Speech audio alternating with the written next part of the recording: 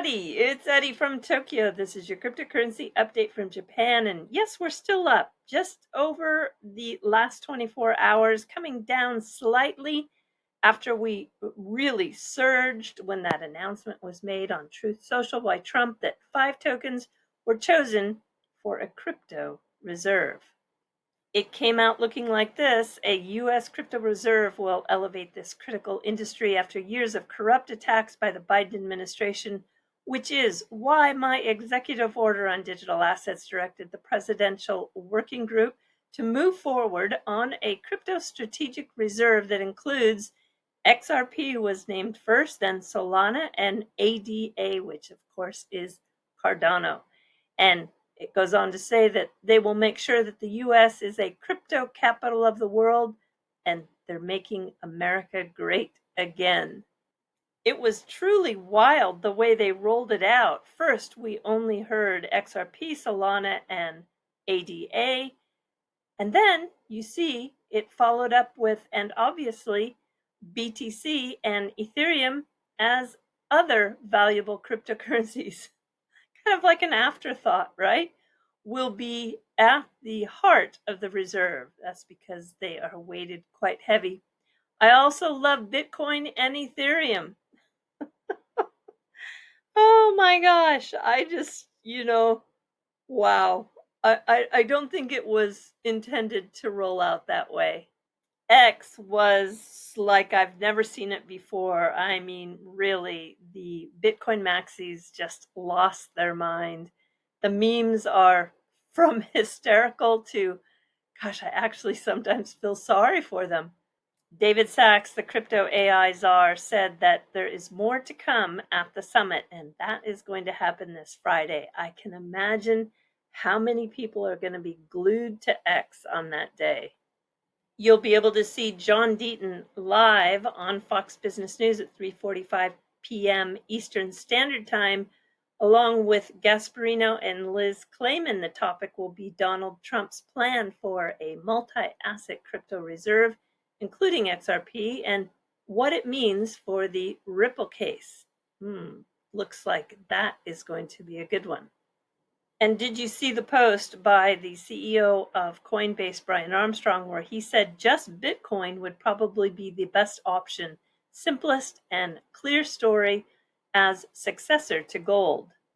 Let me tell you the 3 reasons that make it hard for me to understand what he said. Number 1, Coinbase co-developed USDC with Circle and earns a share of the interest income generated from that stablecoin, the USDC reserves, with a significant portion of USDC supply originating and circulating on Ethereum.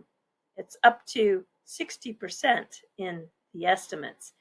And with the networks like Base, which Coinbase developed, and Solana, among others, I don't understand why he is so gung-ho on Bitcoin.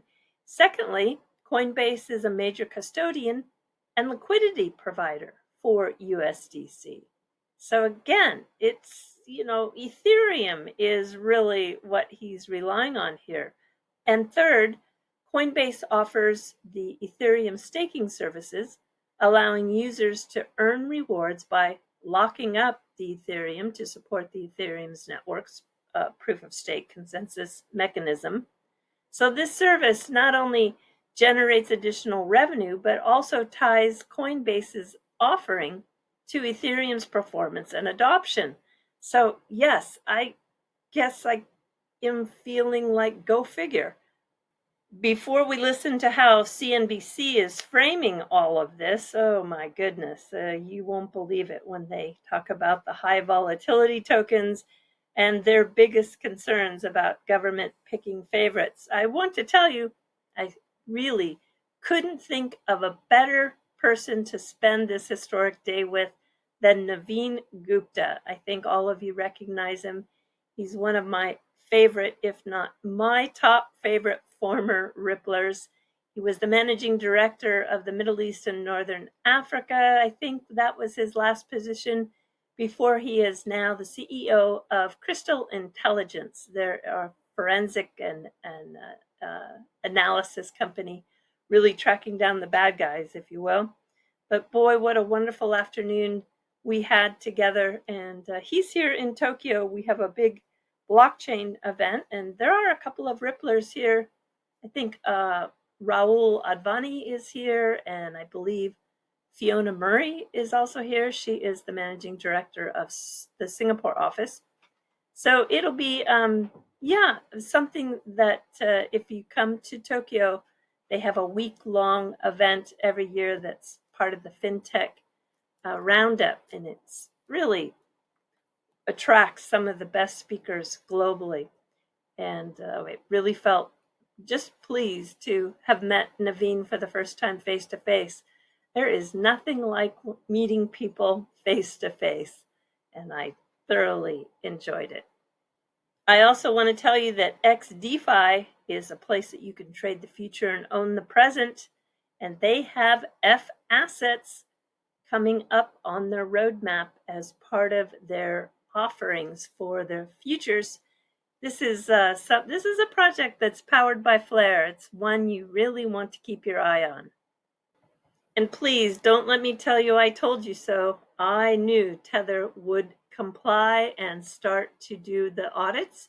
They have appointed a new CFO to drive full audit, reinforcing their transparency focus. This is going to get very interesting. And before we listen to that CNBC clip, I want to show you that the 5 assets chosen first for the crypto reserve is Bitcoin, trading at 93,680, up 9.42%. Ethereum, up 8.15%, trading at 23.77. XRP, trading at $2.70, up 20.42%. Solana, up 17%, trading at $165. And take a look at ADA, up 54% on the 24-hour, trading at $1. All right, everybody, do take care. Sayonara for now. Bye-bye. It's interesting because in this Truth Social post over the weekend, he cited his January executive order, and that seemed to ignite the rally. No, it did, and this is really building upon what he said in January. He says that this new national crypto reserve will include Bitcoin, Ethereum, and a trio of high volatility tokens, Solana, XRP, and Cardano. He's calling it a move to elevate the industry after what the president described as years of corrupt attacks under the Biden administration. Now, unlike traditional reserves of gold, petroleum, or grain, commodities accumulated for strategic security, this reserve would more closely resemble an active portfolio of speculative assets. The shift in language from stockpile to reserve also suggests the U.S. may actively acquire and manage cryptocurrencies rather than just holding seized tokens.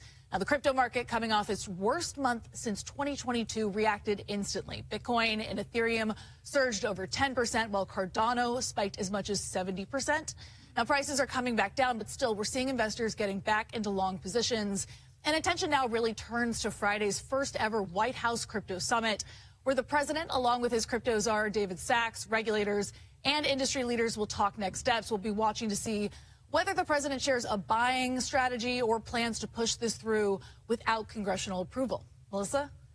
Interesting that the notion of an active portfolio, Mackenzie, because then, of course, somebody needs to be hired to manage this. So you've got a portfolio manager for crypto under the authority of the U.S. government. And that's one of the biggest concerns here, that the government would be picking favorites. And yes, the choice of Cardano and Solana came as a bit of a surprise.